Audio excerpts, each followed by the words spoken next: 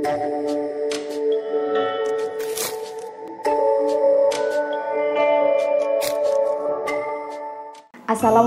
warahmatullahi wabarakatuh. Halo sahabat GM, berjumpa lagi dengan Kakak Lili Retnawati, tentor di TBB Gajah Mada.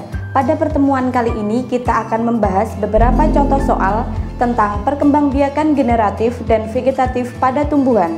Sebelum masuk pada pembahasan, jangan lupa like, comment, and subscribe di bawah ini.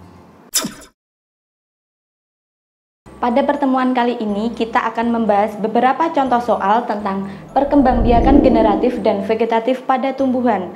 Nah, apakah adik-adik masih ingat tumbuhan melakukan perkembangbiakan dengan tujuan apa? Ya, tumbuhan berkembang biak dengan tujuan melestarikan jenisnya. Perkembangbiakan pada tumbuhan dibagi menjadi dua. Yang pertama, perkembangbiakan secara generatif melalui proses perkawinan dan perkembangbiakan vegetatif tanpa melalui proses perkawinan. Perkembangbiakan vegetatif dibagi menjadi dua lagi. Yang pertama, vegetatif alami tanpa bantuan makhluk hidup yang lain, dan yang kedua, vegetatif buatan dengan bantuan makhluk hidup yang lain. Berikut beberapa contoh soal tentang perkembangbiakan generatif dan vegetatif pada tumbuhan. Soal yang pertama, perkembangbiakan yang terjadi karena adanya peleburan sel kelamin jantan dan sel kelamin betina dinamakan A. Generatif, B. Vegetatif alami, C. Vegetatif buatan, atau D. Tunas.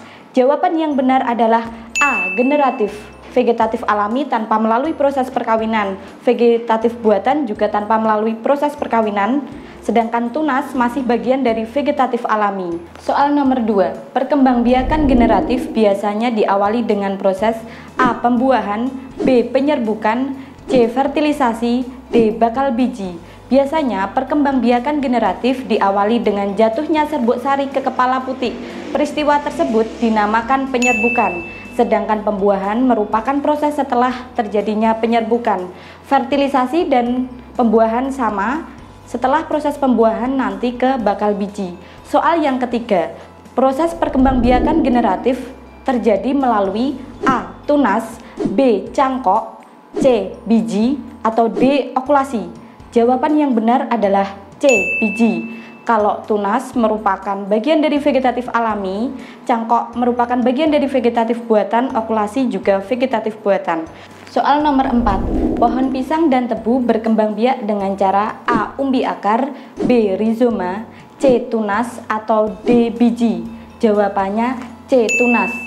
Kalau umbi akar itu biasa terjadi pada tumbuhan wortel, sedangkan rizoma atau yang disebut akar tinggal terjadi pada kunyit, kencur, maupun temulawak yang lain, sedangkan biji merupakan perkembangbiakan generatif. Soal nomor 5, perkembangbiakan yang dilakukan dengan cara menempelkan kulit yang bertunas pada pohon induk dinamakan A. Mencangkok, B. Setek, C. Okulasi, D. Merunduk.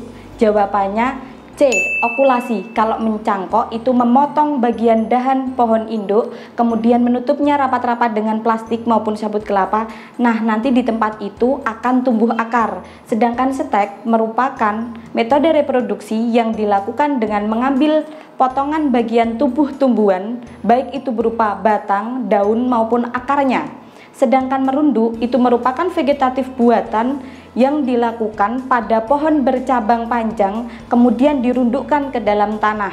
Soal nomor 6, bawang merah berkembang biak dengan cara A. Umbi akar, B. Umbi batang, C. Umbi lapis, atau D. Tunas. Jawabannya C. Umbi lapis.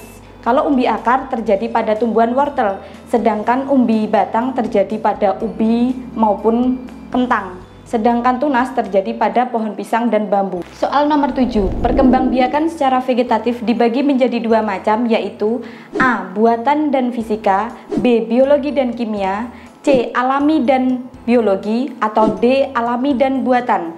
Jawaban yang benar adalah yang D. Alami dan buatan. Soal nomor 8, penyerbukan yang terjadi apabila serbuk sari jatuh di atas kepala putik pada tanaman yang berbeda tetapi tetap satu jenis dinamakan penyerbukan A. Sendiri, B. Tetangga, C. Silang, atau D. Bastar.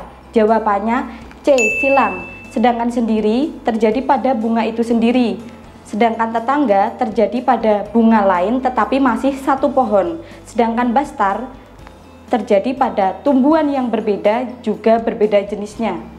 Soal nomor 9. Alat kelamin jantan dinamakan A. Putik, B. Benang sari, C. Mahkota, atau D. Daun? Jawabannya B. Benang sari. Kalau putik merupakan alat kelamin betina, sedangkan mahkota bagian dari bunga dan daun masih bagian dari tumbuhan. Soal yang terakhir, nomor 10. Tumbuhan yang berkembang biak dengan tunas adventif adalah A. Cocor bebek, B. Pohon mangga, C. Bawang merah, atau D. Temulawak? Jawabannya A. Cocor bebek. Tumbuhan cocor bebek, tunas adventifnya tumbuh pada daun. Nanti daun tersebut jatuh di tanah dan membentuk tanaman baru. Itu tadi beberapa contoh soal tentang perkembangbiakan generatif dan vegetatif pada tumbuhan. Terima kasih, semoga bermanfaat. Tetap semangat. Sampai berjumpa lagi. Wassalamualaikum warahmatullahi wabarakatuh.